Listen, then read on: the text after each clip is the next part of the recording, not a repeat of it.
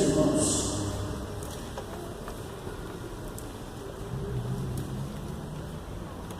há poucos dias,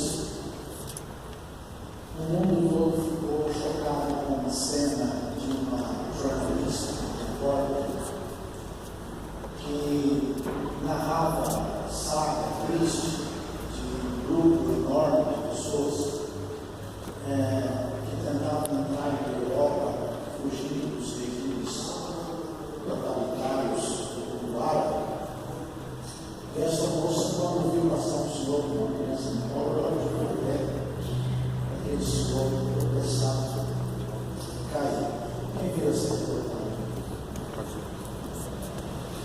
Essa cena rolou o mundo e aquele homem humilhado naquele momento não podia imaginar que aquela rasteira pudesse abrir as portas para ele. Correto, uma rasteira. Mudou a vida dele.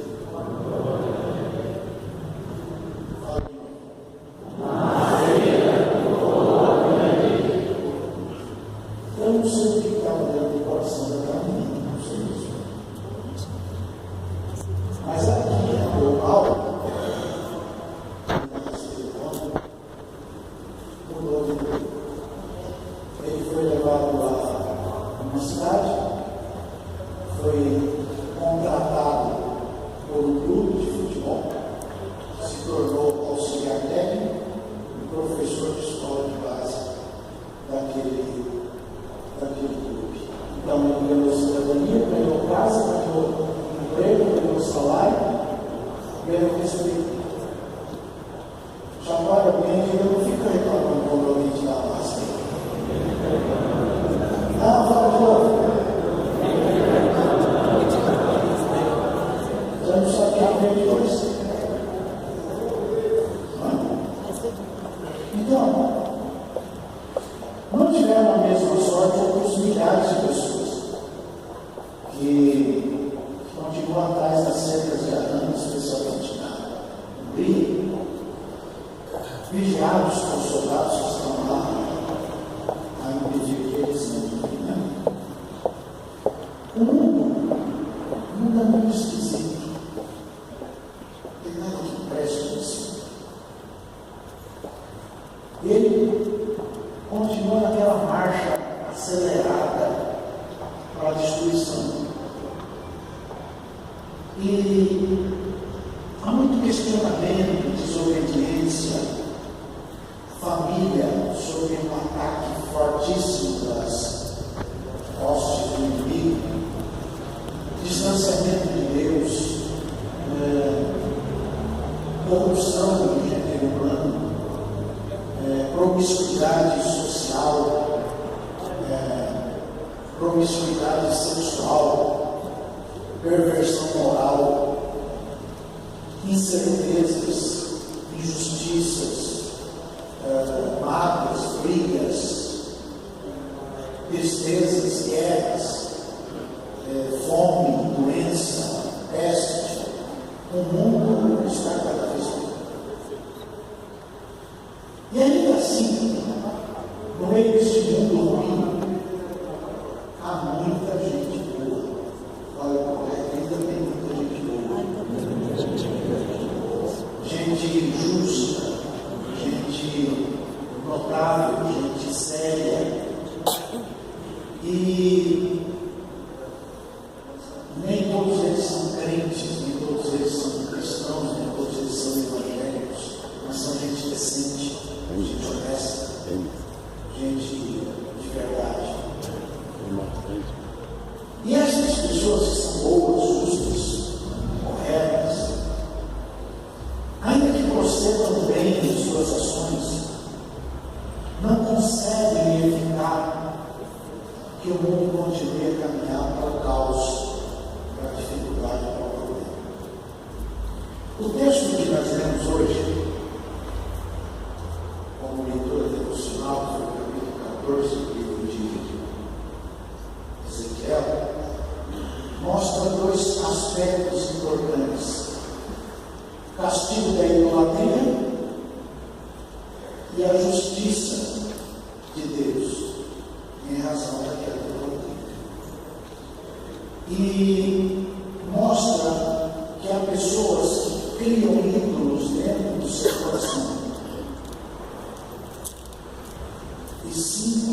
com esses livros criados dentro do seu coração. Quando as coisas não dão muito certo, procuram por um profeta de Deus. E esses profetas de Deus, se não tiverem discernimento espiritual, aliás, deixem-me dizer que você que gosta muito de buscar a Deus dons, nunca deixe de buscar a Deus discernimento espiritual. Porque tem muita coisa que parece que é, mas não é. Tem muita coisa que tem cara de que é, mas não é. Entende isso? Nem tudo que me diz Senhor, Senhor, entrará no reino de Deus. Então,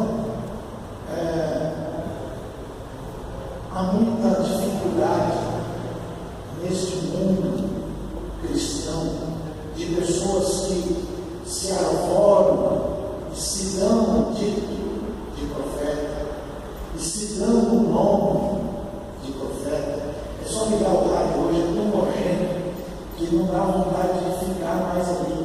Um querendo ser profeta na hora do outro, aquela festival de mas é o cumprimento da palavra. Diga, é o cumprimento da palavra. Um irmão nosso que estava presente no momento que Jesus falava disso, registrou, vai lá no Lucas capítulo 17. Do verso 20 ao verso 36, neste momento, e Lucas registra que Jesus foi interrogado pelos fariseus sobre quando havia de vir o reino de Deus. E Jesus então responde: o reino de Deus não vem com aparência exterior. Olha bem para o colega e diga: guarda isso. Fala de novo. Fala outra vez. O reino de Deus não vem com aparência exterior. Não vem. Jesus falou isso. Nem dirão, ei-lo aqui ou ei-lo ali, porque eis que o reino de Deus está em nós. E disse aos discípulos: virão dias em que desejareis ver um dos dias do Filho do Homem e não vereis. E dirão a vocês: eis aqui ou eis ali. Não vão, nem o seguirão.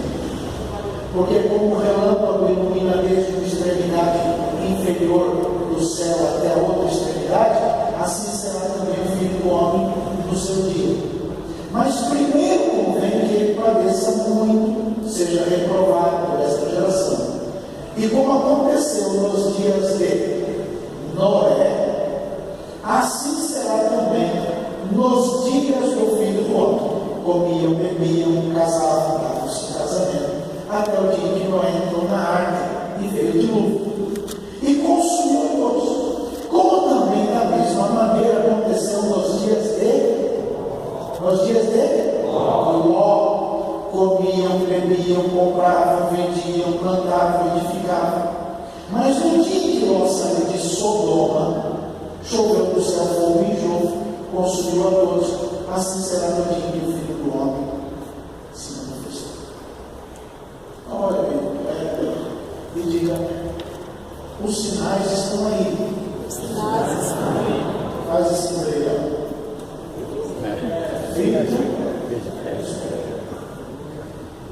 O que teria levado Deus a exterminar a cidade de Sodoma? Que é o que Jesus está falando aí. Olha bem, correto, diga: vamos pensar. Diga: vamos pensar. Ponto de doutrina é lugar de pensar. Por que Deus destruiu Sodoma e Gomorra? Qual a razão?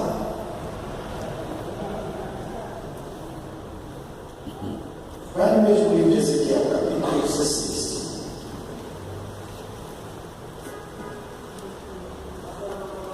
O verso 45. Sabe? Deus, pelo ministério de Ezequiel,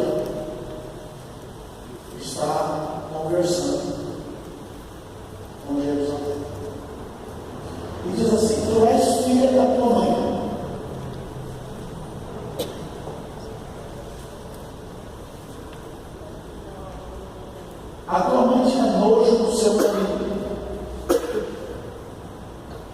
e tinha nojo dos seus filhos. E você é irmã das duas irmãs. E as duas irmãs tinham nojo dos seus maridos e dos seus filhos. Vossa mãe foi Enéia, nosso pai, para morrer. A tua irmã maior é Samaria.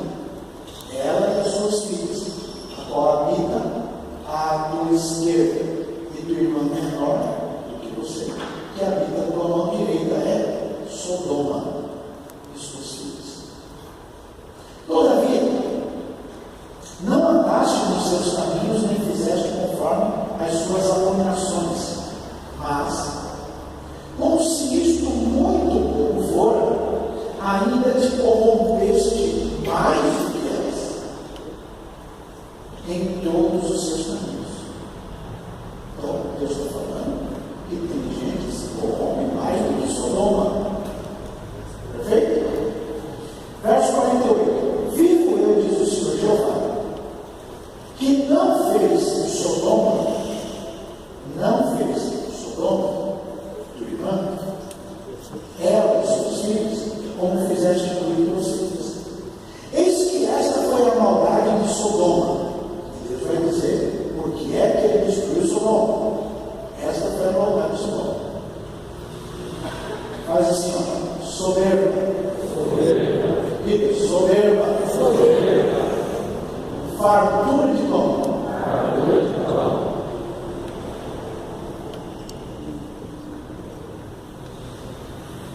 Abundância de ociosidade. Vida soberba. Vida folgada. Vagabundagem.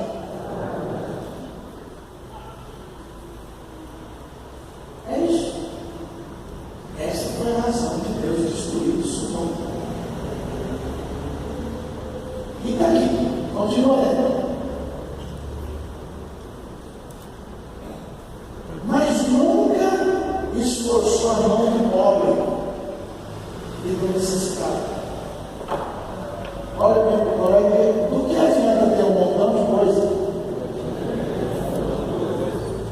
Vendo o necessitado, fechar a mão para ele. Foi por isso que Deus destruiu Sodoma. Aí você diz, mas não foi por causa lá do pecado? Isso fez que Deus permitisse que elas andassem segundo o seu próprio coração. E gerou aquilo que vocês veem no capítulo 1 do livro de Romanos. A sodomia, a perversão, a promiscuidade é resultante de uma vida de desobediência a Deus. Entenderam bem, senhor? Continua lendo. Verso 50. E as ensoberbeceram e fizeram abominação diante de mim. Ela ficou soberba e começou a fazer as abominações, pelo que tirei elas da vida. É isso. Também Samaria não cometeu metade dos teus pecados, e multiplicaste as tuas abominações mais do que elas, e justificaste as tuas irmãs com todas as abominações que fizeste. Tu, pois, sofre a tua vergonha do que julgaste as tuas irmãs pelos teus pecados que fizeste mais abomináveis do que elas, mais justas elas são que tu. Envergonha-te logo, também sofre a tua vergonha, pois justificaste a tuas irmãs. Então, olha bem para o colega, antes de falar de alguém, dá uma pensadinha na própria vida. Diga de novo. Antes de falar de alguém, fala outra vez. Antes de falar de alguém, Jesus traduz isso de uma forma muito simples. Você que quer tirar o cisco do olho do outro, tira a árvore que está dentro dele. Ponto. Ok?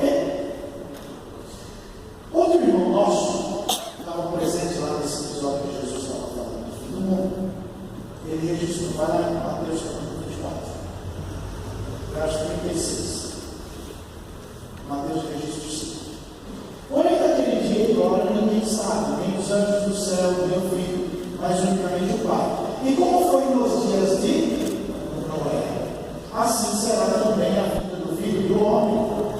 Porquanto, assim como nos dias anteriores ao dilúvio, comiam, bebiam, casavam, davam-se casamento, até o dia em que Noé entrou na arca, e não perceberam, até que veio o dilúvio e os levou a Deus. Assim será também a vida do Filho do Homem. Olha, Noé entrou na arca e não percebeu. Não fez falta. Ninguém deu conta de que ele não estava mais ali. Ele estava lá ligado na arca. E aí veio de luto. E levou para uma altura de gente. Então observe algumas coisas. Já pode vir também essa. Noé pregou com a vida e com as ações diárias durante 120 anos. E quando Noé desapareceu, ninguém percebeu. É mais ou menos aquilo que o apóstolo Paulo fala aos Gálatas: eu receio que esteja trabalhando em vão. Eu vou pregando, e se pregar ou deixar de pregar, não vai fazer a menor diferença. Por quê? Não se dá ouvido. Já pode dizer, ninguém entendeu essa. Então Noé pregou 120 anos enquanto ele pregava as madeiras lá com a sua vida e com as suas ações. Ele estava pregando assim: pessoal, vai chover, o negócio vai ficar feio, vai morrer gente. Mas não virava. Abraço o vizinho, vamos continuar pensando. Noé passou desapercebido.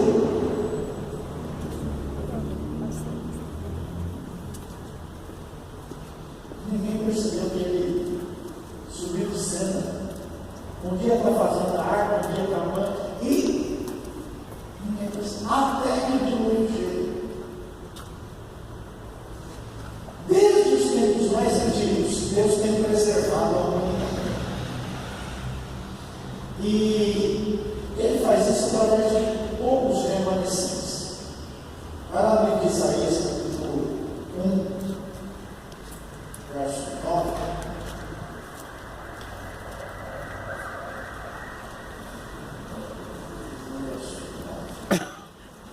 Alguém lê? Isaías 1, 9.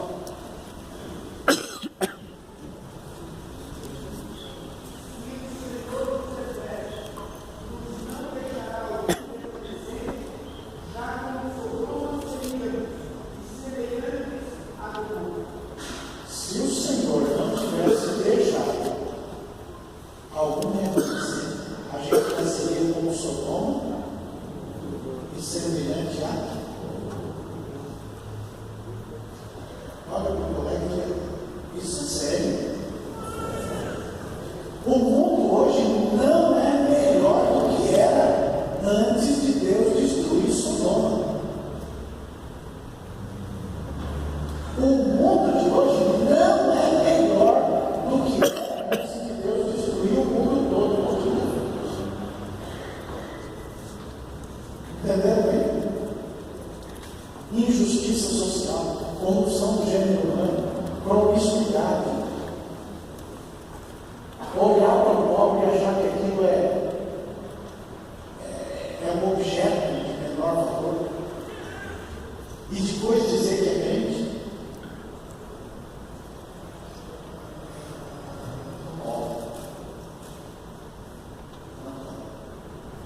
Então, esse é um ponto crucial da história humana. No meio do caos, Deus ainda preserva pessoas. Vai lá na primeira carta escrita por Pedro. Pedro não, Jesus estava junto com Mateus, junto com Lucas, quando Jesus falou. E Pedro também estava lá. Veja o que Pedro fala no capítulo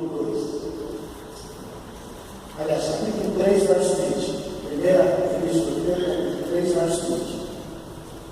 Os quais em outro tempo foram rebeldes quando a longanimidade de Deus esperavam nos dias de Coré. Olha bem, Coré, pensa numa paciência. Não, diga aí. Imagina um pregador. Devia ser um pregador igual a mim, pregando 120 anos. Ruim. E não dá conta de fazer as pessoas parar para pensar um bocadinho. 120 anos. Mas Deus tinha paciência. Enquanto se preparava a arca, na qual poucas, isto é, 8 almas, se salvaram pela água. Que também, como uma verdadeira figura, agora foi salvo.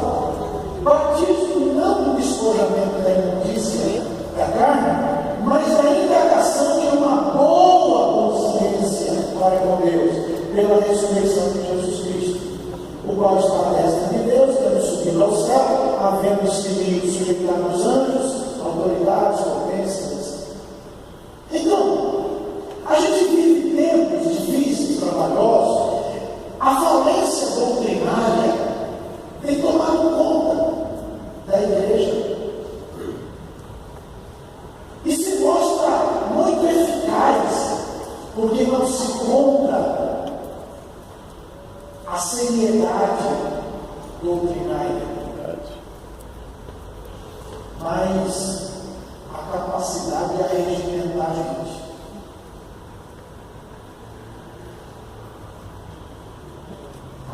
Sabe como é fácil arregimentar a gente? Então, na segunda epístola que Pedro escreveu, capítulo 2, verso 1, diz assim: houve entre o povo falsos profetas, como entre vós também haverá falsos doutores. E estes induzirão encobertamente heresias de perdição. Negarão o Senhor que os resgatou, trazendo sobre si mesmos repentina destruição. Muitos seguirão as suas dissoluções, pelos quais será blasfemado o caminho da verdade, e por avareza farão de vós negócio, com palavras fingidas, sobre as quais já de largo tempo não será tardia a sentença, e a sua perdição não dormida. Porque se Deus não perdoou os anjos que pecaram, Deus não perdoou aos anjos que pecaram, mas havendo-os lançado no inferno, os entregou a cadeias de escuridão, ficando reservados para o juízo, e não perdoou ao mundo antigo.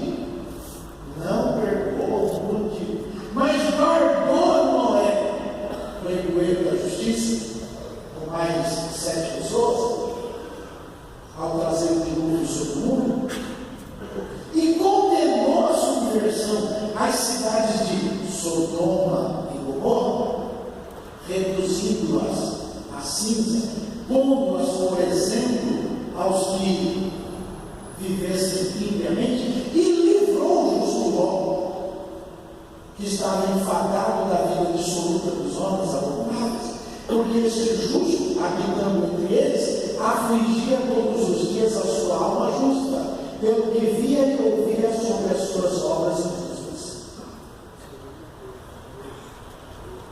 Assim sabe o Senhor livrar da tentação os piedosos e reservar os injustos para o dia do juízo, para serem castigados, mas principalmente aqueles que, segundo a carne, andam em concupiscências e imundícia, desprezam as dominações, são atrevidos, abomináveis, não receando blasfemar das dignidades, enquanto os anjos, sendo maiores em força e poder, não pronunciam contra eles em juízo se blasfema diante do Senhor.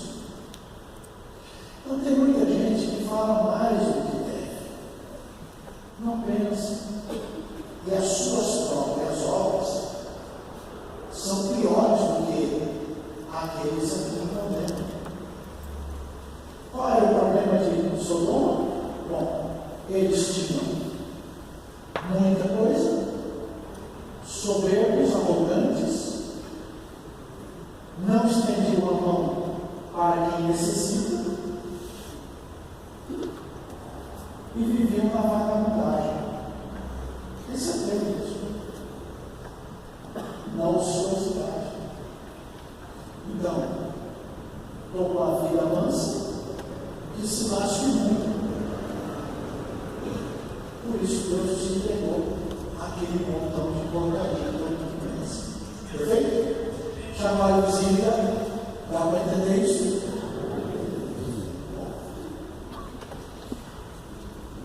Deus criou tudo perfeito, arrumadinho, direitinho. Deus não criou nada ruim, nada torto, nada ruim. Mas ele deu uma ordem simples. As coisas de Deus são muito simples. A gente fica inventando algo. Mas não é simples. Pessoal, tudo que vem aqui vocês podem desfrutar, mas não mexe na minha árvore. Não pega lá, não mexe dela não. Mas foi justamente ali onde Deus falou para mexer, que a turma foi mexer. Porque parece que desobedecer é um negócio inteligente. E não é. O inimigo que tinha sido lançado lá do céu, porque ele foi insubordinado, desobediente, resolveu vingar de Deus, vingar-se de Deus. E como ele ia vingar de Deus? Ele foi derrubar o homem que foi feito à imagem e semelhança de Deus. E como é que ele fez isso? Ele propôs ao homem a desobediência. Livro de Apocalipse, capítulo 12, verso 13, registra que, capítulo 12, verso 13, que quando o dragão viu que tinha sido lançado na terra, perseguiu a mulher que dera a luz ao homem. Isaías, ao narrar isso no capítulo 14, verso 11, diz que foi derribada no inferno a soberba, com o som dos alaúdes,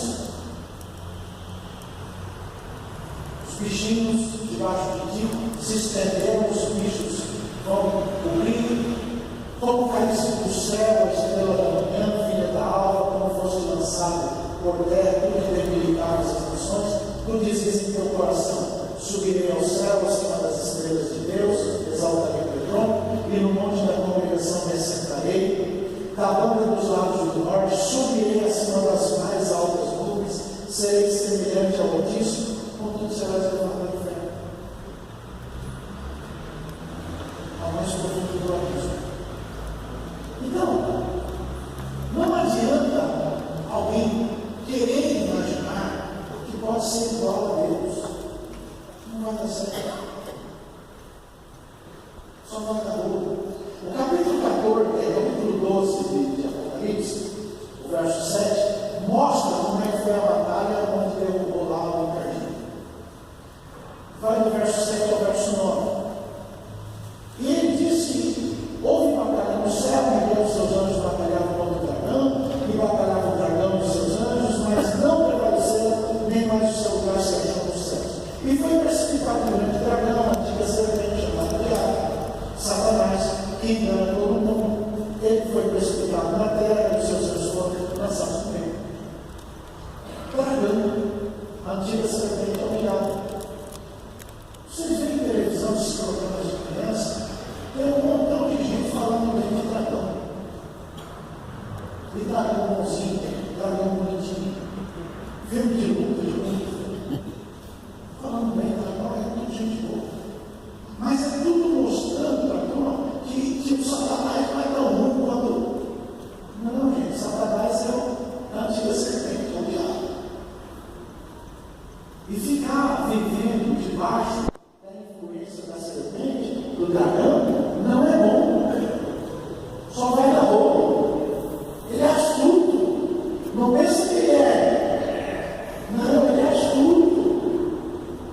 Quando eu era criança, a gente cantava TV com um sapatinho do algodão. Né? Chacoalha o colete, fica esperto, irmão. Então, quando o encardido, o Satanás, o dragão, a antiga serpente, viu que tinha sido investigado, ele elaborou uma engenharia. Engenharia do caos. Né? E ele se deparou com uma mulher. E o que aconteceu? A mulher era um instrumento da redenção.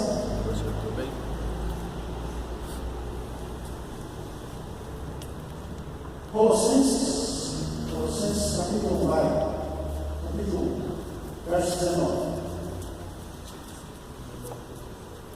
Porque foi o agrado do Pai que toda a plenitude nele habitasse, falando de Jesus. E que, havendo por ele, por Jesus, feito a paz pelo sangue da sua cruz, por meio dele, de Jesus, reconciliasse consigo mesmo todas as coisas. Não é só gente, é todas as coisas, toda a natureza. Tanto as que estão na terra como as que estão no céu. Porque a ação do encardido gerou caos. Mas Deus reconciliou consigo mesmo por meio de Cristo, de Jesus, da cruz de Cristo, todas as coisas. Satanás, quando percebeu isso, ele foi mexer justamente com a mulher. É isso que está em Apocalipse, capítulo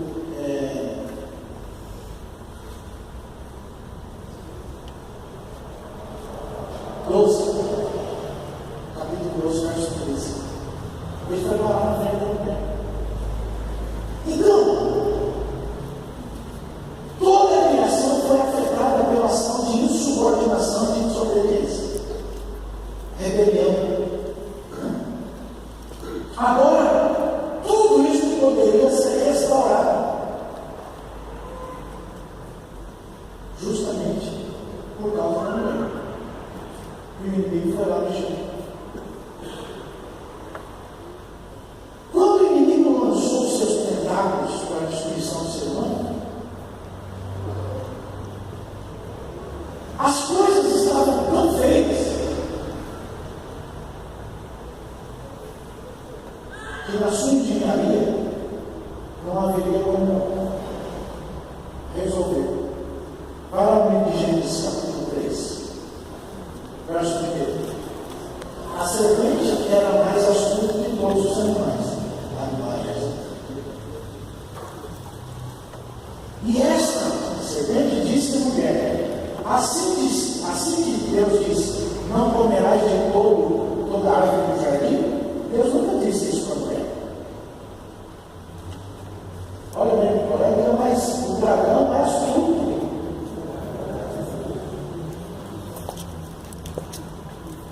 Ele não presta. Ele é mentiroso, homicida desde o princípio. Foi isso que Jesus disse em São João, capítulo 8, verso 44. Vós temos por pai o diabo e quereis satisfazer o vosso pai.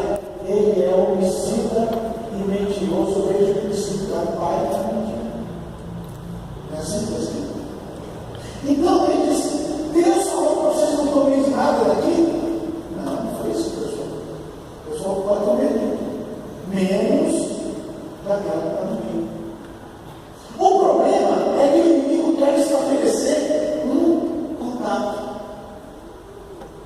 Chacoalha o vizinho e diga: conversar com o dragão nunca é bom.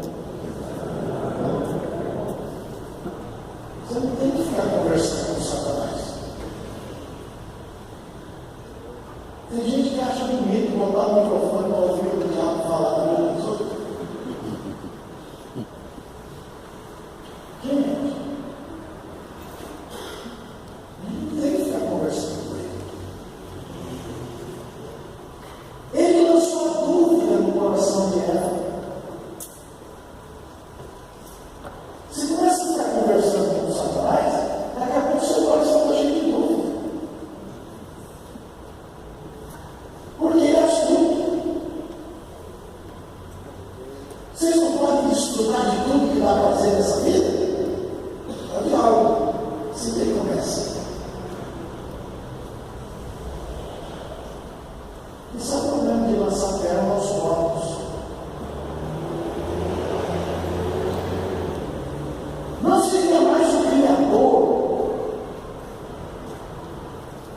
Quem diria que é certo e que é errado?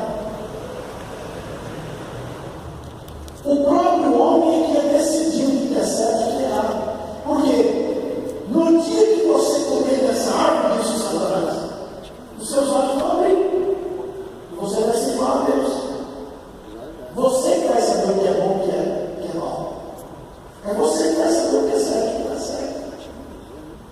Você liga a televisão e o rádio e está lá cheio de gente dizendo, não, certo é isso, certo é isso, certo é aquilo. Não acha que o certo é ir para lá, não acha que o certo é ir para lá. Um acha que a família certa é igual uma mulher e a sua prole, como diz a Constituição, outros não, agora a família e vai contando as coisas. Chacoalho, vizinho, está entendendo isso? E daqui a pouco Deus não sabe mais nada, quem sabe é essa própria gente. Então prestar ouvidos ao inimigo só traz desastre. No capítulo 3, no verso 5 de Gênesis, diz assim: vendo a mulher que aquela árvore era boa para comer e agradável aos olhos, árvore desejável para dar entendimento, tomou seu fruto e comeu. Até ali, quem dizia o que é certo e o que é errado era Deus. Mas a partir dali, a decisão. Então, Deus também o seu marido, ele comeu com ela, e então foram abertos os olhos de ambos, conhecendo que estavam nus. Pegaram folhas de figueira, fizeram bodas, a verdade. Ouviram a voz de Deus, estava lá no jardim, estava lá toda tarde. Se escondeu.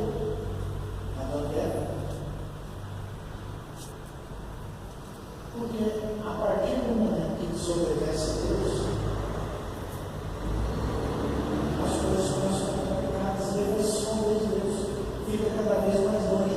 A pessoa, quando peca e ela não tem consciência do seu pecado, ao invés de se arrepender, vai se afastando.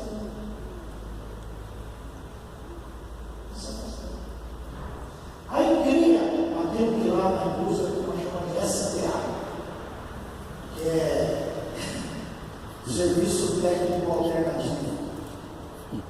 Serviço Técnico Alternativo é mesmo que gambiarra. Vai criar gambiarra. Vamos fazer uma verdade.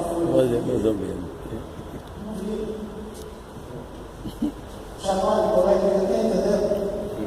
Conversar com o diabo não traz boa coisa.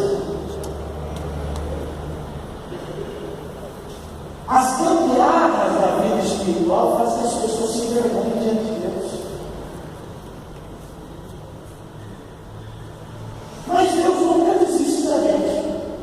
Abraço para ele, dizer também que Deus não desiste de nós. No capítulo 3 de Gênesis, verso 9, diz que chamou Deus a Adão, disse: onde você está? Ele disse: eu ouvi a tua voz no jardim, fiquei com medo, porque eu estava morto, me escondi. E Deus disse: quem mostrou para você que você estava morto? Você comeu da árvore que eu falei para comer.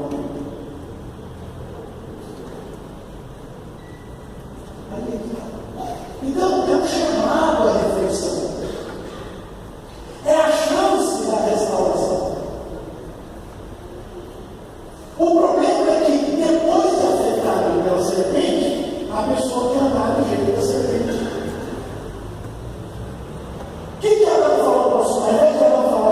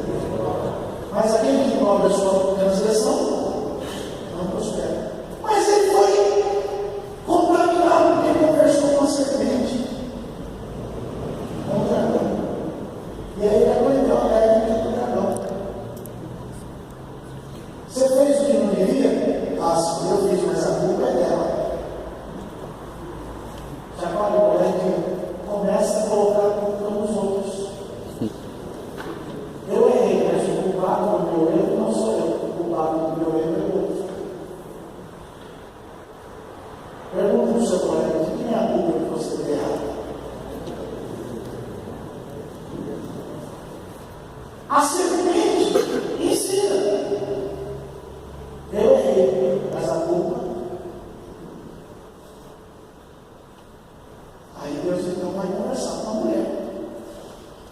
E aí, mulher? Se eu errei, mas a culpa é da serpente. É um transferindo aqui para o outro. Por que você fez isso? Eu fiz isso porque o fulano fez aquilo. Eu fiz aquilo porque o outro fez isso. Olha, meu colega, eu vou te dar um conselho. Não, abraço, colega, muito respeito, eu vou te dar um conselho.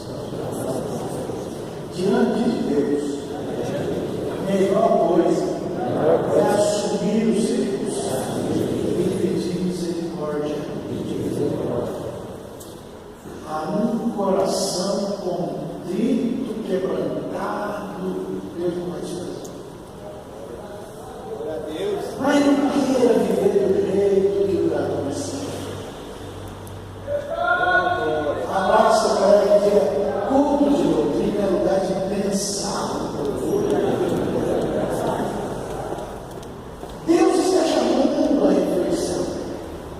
É uma chance de restauração.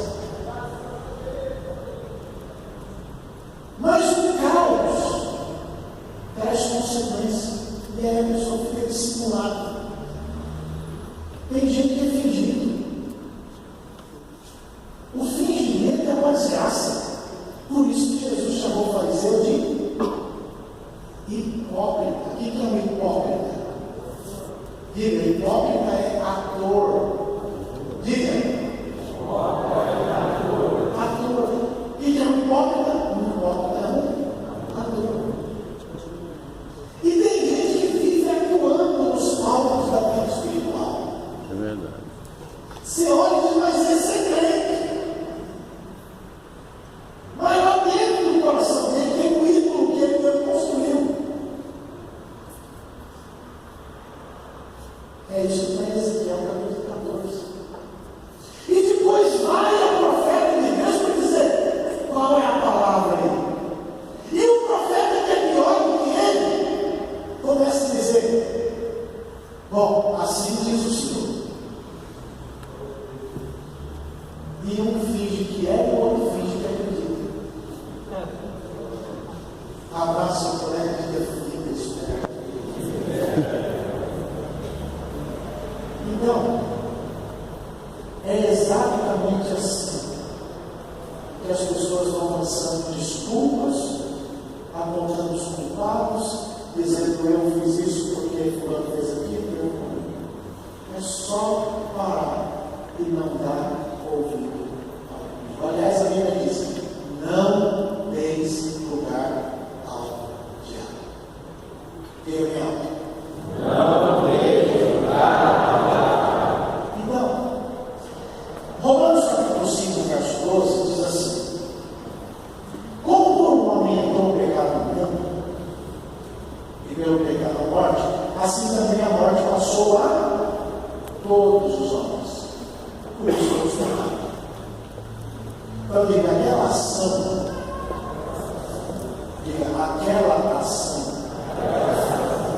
de Eva e de Adão gerou um caos para toda a humanidade. Todos pecaram. Porque todos pecaram e destituídos estão na glória. Aquela insubordinação, aquela desobediência gerou isso tudo. Porque o inimigo luta para colocar aquela sementinha de desobediência. Deus então vem trabalhando na restauração do homem. Não com aquela solução de emergência. Aconteceu um acidente de percurso e agora Deus vai corrigir. Chacoalhe o vizinho e diga: o astuto será pego na própria astúcia. Tem gente que acha que é muito esperto. Mas a Deus ninguém pega de surpresa. Ninguém pega Deus de surpresa. Deus criou o homem bonitinho e tinha uma ideia para o homem, mas aí o diabo veio, atrapalhou o plano de Deus, coitadinho, agora.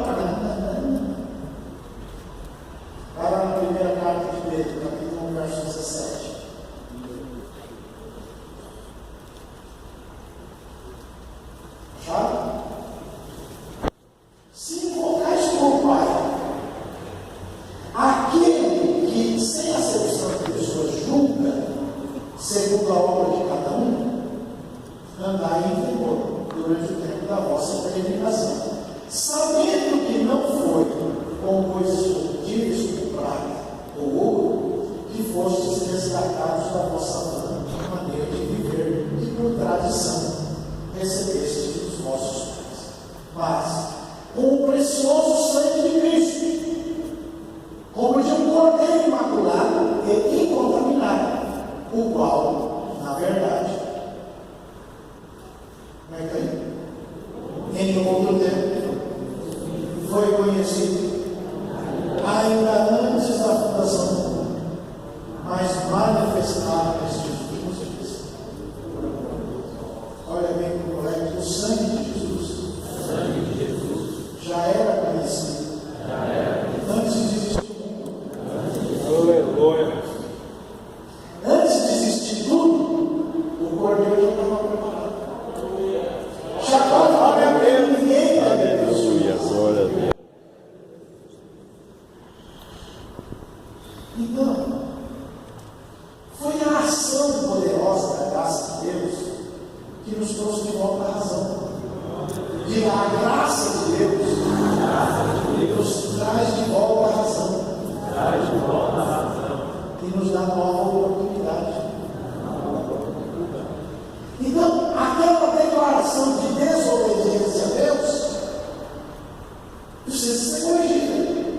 Então, a graça de Deus se movimenta. Um irmão nosso chamado Logan Solson, ele escreveu um livretinho chamado Sete Dispensações. E aí uma gama de pessoas, interpretando de forma equivocada, ficam imaginando que uma coisa é contra a outra. Mas na verdade nada. Tudo que existe é obra da graça. Diga, a lei é obra da graça. O apóstolo Paulo disse que ele nunca ia conhecer o seu pecado se a lei não dissesse para ele que aquilo era pecado. Já calculando que a própria lei é uma obra da graça. Então a lei diz pecado é pecado. E o apóstolo Paulo vai mais longe. Antes de existir a lei, desde Adão, a morte já estava no mundo. E a morte é consequência do pecado. Mas na medida que a lei chegou, a lei disse, está errado. E ela virou um alho, uma babá, um guia. E este guia, essa babá, este tutor, nos pegou, já que a gente estava errado, e nos conduziu a Cristo. A lei não tem poder de salvar. Mas a lei não é inimiga.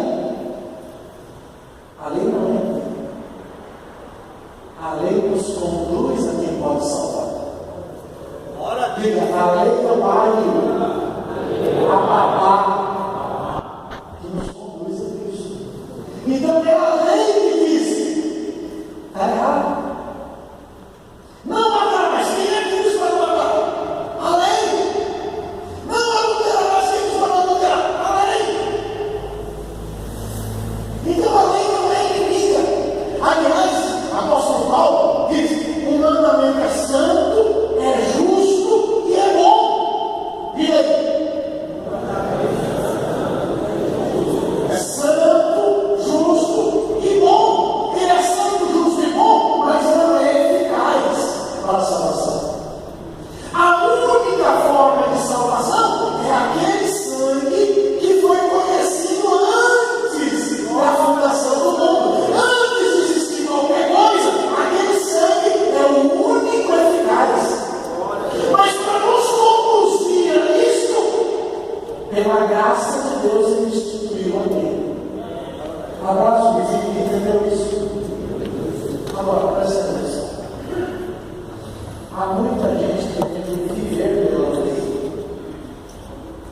e se salvar pela lei, mas não dá conta, porque quem transgrediu um mandamento da lei, transgrediu toda a lei. E quem quiser viver pela lei, vai ter que se virar por ela. Mas se transgrediu um, se lascou. Jesus disse assim, não peço que na lei não matarás. Eu, porém, vos digo: qualquer um que odiar o seu irmão já é homicida. Abraço o colega e diga: o que Jesus está ensinando é que o espírito da lei é maior do que a lei. A razão de ser da lei é maior do que a lei. Não está escrito: não adulterarás. Eu, porém, vos digo: qualquer que olhar para uma mulher com intenção de impor no seu coração, já adulterou. Agora dizia ele. Lembra daquele moço que foi falar com Jesus: Senhor, o que eu faço para ir para a vida eterna?